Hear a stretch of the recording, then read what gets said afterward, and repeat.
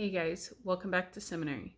So today we are in 3rd Nephi, chapters 20 through 22. Yesterday for our Zoom call, we talked about 18 and 19. And we talked about the sacrament and the importance of the sacrament and the importance of watching always, praying always that we don't fall into temptation, right? And being able to partake of the blessings of the atonement through the sacrament. Okay, today we're going to finish talking about the sacrament. We're going to talk about it a little bit differently today. So, in verse 20, we are in day 2 now of Christ visiting the Americas. Okay, so he visited them, he blessed them, did so many things. He went away for a time, and they gathered as many people as they could to the temple in Bountiful. And now he is back. And yesterday, the apostles and the people were praying. And as they were praying, he would go and see what they were doing and then go off and pray, right? We talked about that. Today, we're going to talk about, he's now told them, okay, let's take a break from the praying. But says that they should not cease to pray in their hearts. So I want you to think about that, what that means, to pray in your heart and to always kind of keep those thoughts in your heart. Okay, so think about those things. And it says that it came to pass that he brake bread again and blessed it and gave it to the disciples to eat. And when they had eaten, he commanded them that they should break bread and give unto the multitude. And I like this because what it kind of symbolized to me is he gave to a few people and he wants those people to keep giving, right? And it's the same for us. He's blessed us in so many ways and he gives us the light of the gospel and so many things that we're now supposed to keep handing that forward, keep passing that forward, right? Okay, so it says after they did the bread, then they did the wine. Okay, same thing. He blessed the wine, gave it to the disciples, and then told the disciples to hand it out to the multitude. Okay, here's the really cool part of that story. Verse 6, okay? There had been no bread, neither wine, brought by the disciples, neither by the multitude.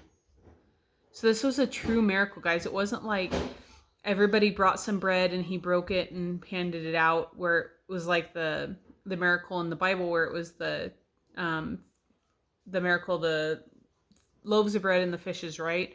That there was so much that he was able to feed everybody and they were totally full. And when they brought it back, they had baskets full of bread left over, right? This isn't that. This is, there was nothing and he made bread and wine so that they could have the sacrament. That's really cool to me. So it shows you how important the sacrament really should be in our lives. Okay, in verse 8, it says, he that eateth this bread eateth of my body to his soul, and he that drinketh of this wine drinketh of my blood to his soul, and his soul shall never hunger nor thirst, but shall be filled. Okay, what does it mean to have your soul filled? What do you think it's filled with? So I want you guys to think about that and answer that to me, okay? So I just had a meeting with my seminary coordinator, and he gave me some great ideas. And I don't feel like I'm terribly old until it comes to some of the technology that you guys use and you are so familiar with, and I don't know it. So here's an option. You can just answer the question, or you can try to find some fun things to send to me, like gifts or different things to answer these questions. Okay, you're probably gonna have a hard time answering this one with a GIF, but just be thinking that if there are times when you want to answer about things, how you feel about things, use a GIF. I'm probably saying it wrong, or a GIF or whatever they are, and send those to me. And let's try to incorporate some of the fun things of technology. And if you guys have more ideas of different ways to do things, shoot me those suggestions. I don't know them, guys, and I have to learn them. And the only way I can learn is if somebody teaches me. So if you guys have fun things, maybe that you're doing with school, ways you're communicating with teachers or whatever, let me know. I'm willing to embrace it and to work with it, okay? All right. So let's keep going. And it says in verse 9, when the multitude had all eaten and drunk, behold, they were filled with the Spirit. Okay. And 13. So this starts quoting Isaiah. Isaiah is really hard to understand, guys. I was reading some of this, and Marvin was here this morning. I was asking him, and I was like, I don't know what it means. And he's like, I don't know what it means either. So I'm doing my best. So just keep that in mind. I am doing my best, okay? And then shall the remnants, which shall be scattered abroad upon the face of the earth, be gathered in. So all the people, the remnants, shall be scattered. So we've talked about the 12 tribes being scattered. Nowadays, you look at the earth, there's people everywhere, in almost every corner of the earth, right? And it says that they shall be gathered in from the east and from the west, from the south and from the north. This is verse 13. And they shall be brought to the knowledge of the Lord their God, who hath redeemed them. Okay, so I really like this verse, because it's saying no matter where they are, the Lord will make sure that they get those messages. And we've seen that. Missionaries are going everywhere all over the earth, and it's incredible, right? Okay, I have a quote here by Elder Bednar. It says, you may enjoy music, athletics, or be mechanically inclined. And someday you may work in a trade or a profession or in the arts. As important as such activities and occupations can be, they do not define who we are. First and foremost, we are spiritual beings. We are sons and daughters of God and the seed of Abraham. Okay, I love this because this is really cool. It talks about being the seed of Abraham. We've heard of Abraham in the Bible. Okay, if you don't remember who he is, do some research. Ask your parents, look up who Abraham was in the Bible. Okay, so I was really kind of worried about teaching this lesson, but thankfully the lesson really helps you kind of skim through it and pick out the important parts without getting really bogged down in Isaiah, because Isaiah can be so confusing and hard. Okay, in verse 25, and it says, in thy seed shall all the kindreds of the earth be blessed. The Father having raised me up unto you first and sent me to bless you. So the Lord sent Christ to bless the Nephites specifically. Okay, that's a cool fact, guys. 27. In thy seed shall all the kindreds of the earth be blessed. So he knew that from these people, all sorts of different tribes and ethnicities and all these things would come from this one set of people. And so that's what he's saying is, from thy seed, all the progeny that are going to come from this group of people that he's talking to, the thousands and millions of people that are going to come, that are going to be descendants just from these group of people.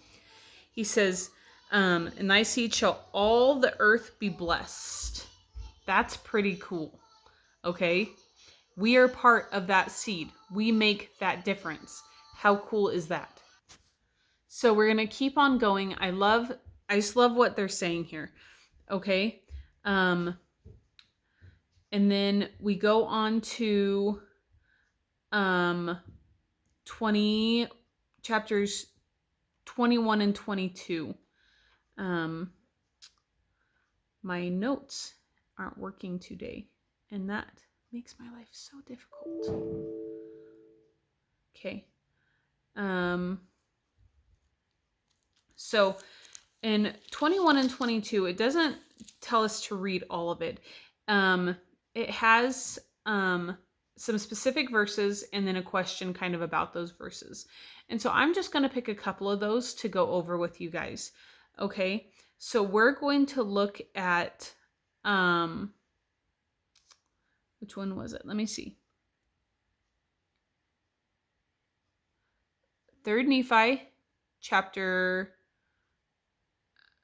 21, verses 1, 2, and 7. Okay. So, I want you to read through that 1, 2, and 7. And then the question is, when have you seen the Book of Mormon lead or gather, uses the words gather, someone, including yourself, to Jesus Christ in the covenants of the gospel? So how does the Book of Mormon bring you to Jesus Christ, right? That's basically what it's asking. How have you seen the Book of Mormon do that? Maybe even in your own life. How has it helped strengthen your testimony? What are some things that it's taught you? Okay, so that's a question for today. And then, let me see. Excuse me.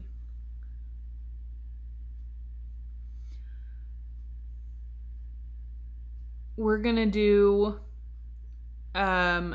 chapter 21, verse 9. For in that day, for my sake shall the Father work a work, which shall be a great and a marvelous work among them. And there shall be among them those who will not believe it, although a man shall declare it unto them. Okay, so ignore the last part where it talks about not believing, but it talks about a great and a marvelous work. Okay, so the question for this one is, what do you think is great and marvelous about the restoration of the gospel of Jesus Christ? Okay, what is great and marvelous about it? I want you to think about that. There's a lot of different aspects, okay? So, answer these few questions for me. Have a great week. I love you guys. I'll talk to you soon.